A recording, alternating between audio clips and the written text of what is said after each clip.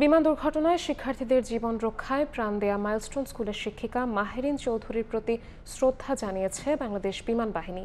বুধবার সন্ধ্যায় বাহিনীর প্রধান air chief marshal Hasan Mahmud খানের পক্ষ থেকে গ্রুপ ক্যাপ্টেন মমিনুল ইসলামের নেতৃত্বে প্রতিনিধি দল নীলফামারীর জলঢাকায় মাহেরিনের বাবার বাড়িতে যায়।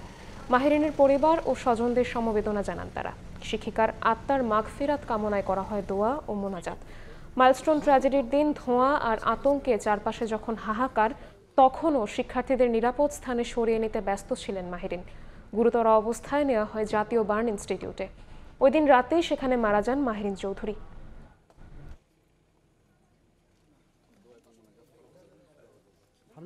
উনি একজন শিক্ষক ছিলেন না, শুধু উনি ছিলেন মায়ের মতো।